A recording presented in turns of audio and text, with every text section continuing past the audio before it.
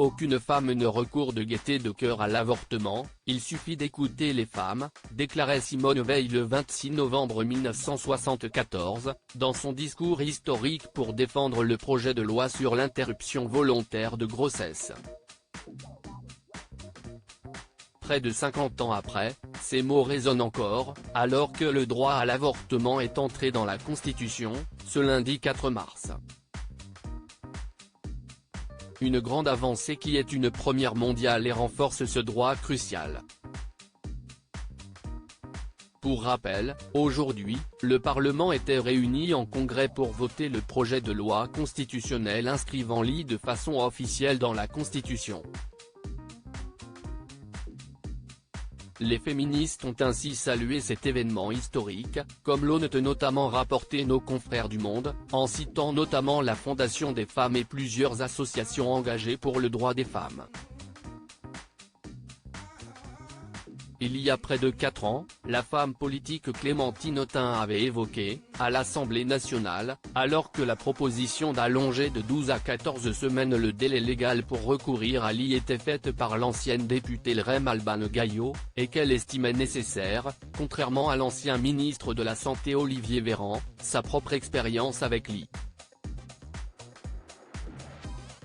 La députée de la France Insoumise s'était confiée au sein de l'hémicycle le 8 octobre 2020 sur le sujet. Des déclarations personnelles faites pour convaincre ses collègues qui étaient encore divisés sur la question. Non seulement je parle avec des femmes qui ont avorté, mais j'ai moi-même avorté, avait-elle expliqué, après 2h45 de débat à revoir sur le site de l'Assemblée nationale.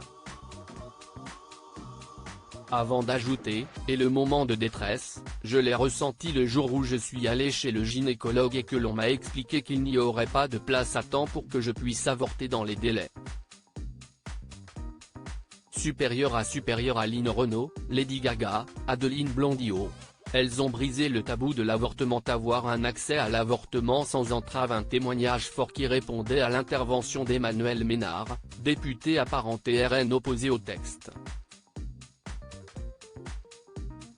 Quand on discute avec les femmes qui ont avorté, dans de nombreux cas, ce qui ressort de leur discours, c'est d'avoir été guidées vers cette solution de l'IVG sans avoir véritablement eu le choix, avait-elle déclaré, avant que Clémentine Autain ne lui réponde que personne ici, dans l'Assemblée nationale, note de la rédaction, ne force les femmes à avorter. Dans sa réponse, la députée de la France Insoumise était allée plus loin dans son argumentaire.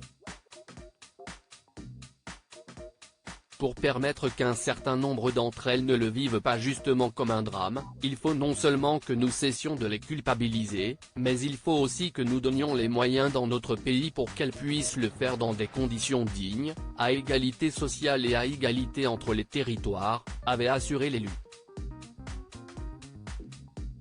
Des propos soutenus par la députée LREM Aurore Berger, nous sommes dans cet hémicycle un certain nombre de femmes à avoir eu recours à l'IVG, et nous n'attendons ni compassion, ni commisération, ni en fait rien, nous attendons que les femmes puissent vivre leur accès à l'avortement sans entrave. Article écrit avec la collaboration de 6 médias. Crédit photo, capture d'écran, Assemblée nationale.